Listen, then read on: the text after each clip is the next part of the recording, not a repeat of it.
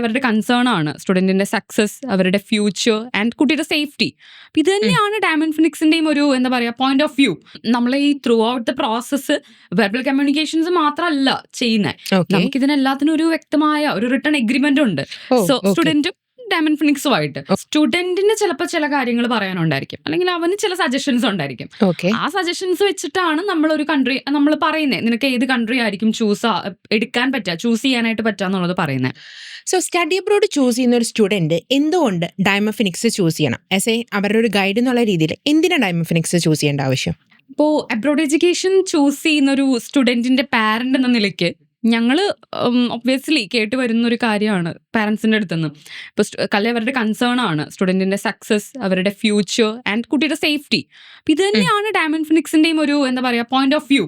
നമ്മളും ഇത് തന്നെയാണ് നോക്കുന്നത്. ഒരു സ്റ്റുഡൻറ്റിനെ ഇവിടുന്ന് ഒരു അഡ്മിഷൻ കിട്ടി പറഞ്ഞു വിടുക എന്ന് മാത്രമല്ല, അവന് സക്സസ് ആവണം, അവൻ്റെ ലൈഫ് സക്സസ് ആവണം. സോ അവനൊരു ജോബ് കിട്ടണം. സോ അതിനനുസരിച്ചുള്ള കോഴ്സുകൾ കാര്യങ്ങളാണ് ഞങ്ങൾ ചൂസ് ചെയ്ത് കൊടുക്കുന്നത്.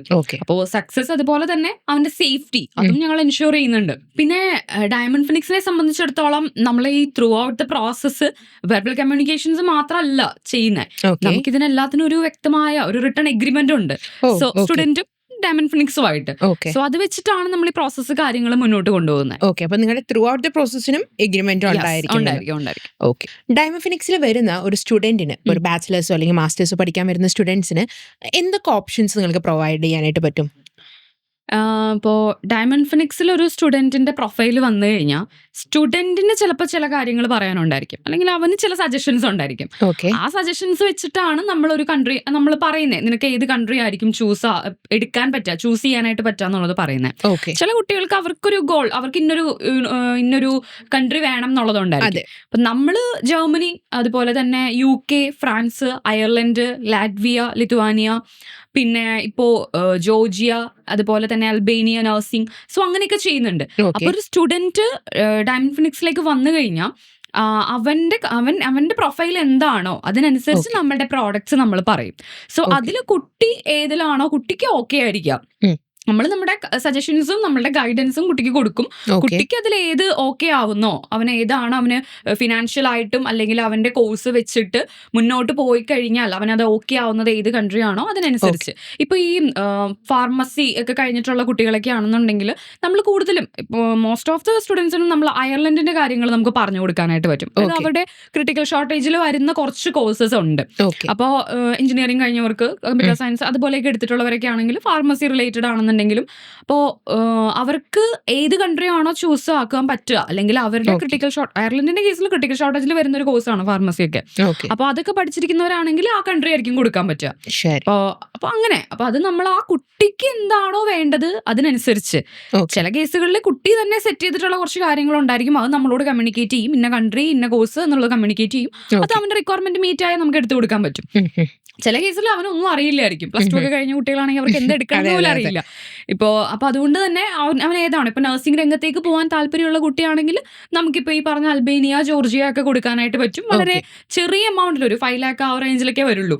സോ ആ ഒരു റേഞ്ചിൽ അവർക്ക് എന്ത് ചെയ്യാൻ പറ്റും, അവിടെ അവന്റെ നഴ്സിംഗ് കംപ്ലീറ്റ് ചെയ്ത് കഴിഞ്ഞ് നമുക്ക് ബാക്കിയുള്ള പ്ലേസ്മെന്റ്സ് നമുക്ക് ഗ്യാരണ്ടി പറയാം. ഇപ്പൊ ഈ പറഞ്ഞ പോലെ തന്നെ സേഫ്റ്റി, അതുപോലെ തന്നെ അവന്റെ ബാക്കിയുള്ള അഷുറൻസ്, ഫ്യൂച്ചർ അഷുറൻസ്, ജോബിനുള്ള അഷുറൻസ് കാര്യങ്ങളൊക്കെ നമുക്ക് കൊടുക്കാൻ പറ്റും.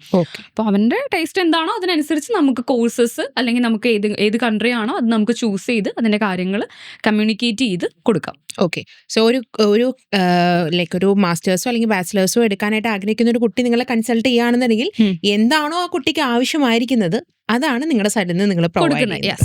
പിന്നെ നമ്മളുടെ അടുത്ത് വരുന്ന സ്റ്റുഡൻസ് ഇപ്പോൾ പല ടൈപ്പ് സ്റ്റുഡൻസ് ഉണ്ടായിരിക്കും. ചിലപ്പോൾ അവർക്ക് അത്യാവശ്യം നല്ല രീതിയിൽ മാർക്കുള്ള കുട്ടികളായിരിക്കും, ചിലർക്ക് ഫിനാൻഷ്യലി ബുദ്ധിമുട്ടുള്ള കുട്ടികളായിരിക്കും, അങ്ങനെ പല രീതിയിലായിരിക്കും വരുന്നുണ്ടായിരിക്കാം.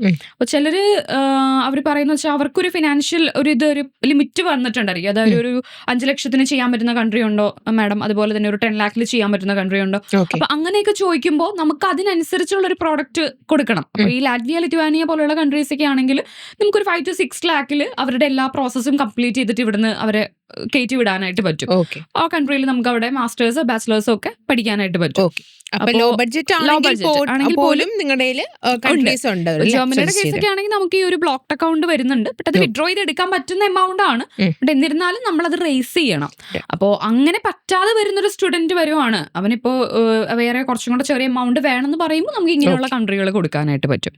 ലാറ്റ്വിയനെ സംബന്ധിച്ചിടത്ത് ഇപ്പോൾ ലാറ്റ്വിയ എടുക്കുന്ന ഒരു സ്റ്റുഡന്റിന് ജസ്റ്റ് ഒരു അഡ്മിഷൻ മാത്രമല്ല, അവൻ ആ അഡ്മിഷൻ കിട്ടിക്കഴിഞ്ഞിട്ട് ബാക്കിയുള്ള കുറെ കാര്യങ്ങളുണ്ട്. ഇപ്പോൾ ME അറ്റസ്റ്റേഷൻ വേണം, പിന്നെ ചിലപ്പോൾ അവന് ഇന്റർവ്യൂ ഉണ്ടായിരിക്കും യൂണിവേഴ്സിറ്റിയുടെ ഭാഗത്തുനിന്ന്, ചില കേസുകളിൽ VFS ഗൈഡൻസ് ഉണ്ടായിരിക്കും. സോ അതിനൊക്കെ ഇങ്ങനെ പ്രിപ്പയർ ചെയ്യണം. സോ അതെല്ലാം നമ്മൾ A to Z ഗൈഡൻസ് കൊടുക്കുക ചെയ്യുന്നത്. കുട്ടി ഇതിന് മുന്നേ ഇത് ചെയ്തിട്ടില്ല, അതിനുള്ള എക്സ്പീരിയൻസ് ഇല്ല, ഫസ്റ്റ് ടൈം ചെയ്യുന്നതാ. ബട്ട് ആസ് ആൻ ഏജൻസി നമ്മൾ ഓൾറെഡി എക്സ്പീരിയൻസ്ഡ് ആണ് ഇതിലൊക്കെ. അപ്പൊ നമുക്കതൊക്കെ പറഞ്ഞ് കുട്ടിക്ക് മനസ്സിലാക്കി കൊടുക്കാനായിട്ട് പറ്റും. എന്തൊക്കെയാണ് നിങ്ങൾ ചെയ്യേണ്ടത്, എങ്ങനെ ആൻസർ ചെയ്യണം, എല്ലാ കാര്യങ്ങളും നമ്മൾ A to Z കാര്യങ്ങൾ അവർക്ക് പറഞ്ഞു കൊടുക്കും. സോ അതിന്റെ എല്ലാം ഗൈഡൻസ് ഒരു അഡ്മിഷൻ എടുത്ത് കൊടുത്താൽ തീരുന്ന കാര്യമല്ല, ബാക്കിയുള്ള കാര്യങ്ങളും സക്സസ് ആക്കി അവിടെ കുട്ടി എത്തിക്കുക, ബാക്കിയുള്ള കാര്യങ്ങളും കുട്ടി എത്തിച്ചു കഴിഞ്ഞാൽ പോലും നമ്മൾ ബാക്കിയുള്ള കാര്യങ്ങൾ ഇപ്പൊ അവർക്ക് എന്തെങ്കിലും കാര്യങ്ങൾ അസിസ്റ്റൻസ് വേണമെന്നുണ്ടെങ്കിൽ അതും നമ്മൾ ചെയ്തു കൊടുക്കുന്നുണ്ട്. സോ ഒരു A to Z ഒരു പാക്കേജ് എന്നുള്ള രീതിയിൽ നമുക്ക് ചെയ്തു കൊടുക്കാൻ പറ്റുന്നുണ്ട്. സോ ത്രൂ ഔട്ട് ദ പ്രോസസ്സിംഗിലും നമ്മൾ ഉറപ്പായിട്ടും ഹെൽപ്പ് ചെയ്യുന്നുണ്ടായിരിക്കും സ്റ്റുഡന്റിന്.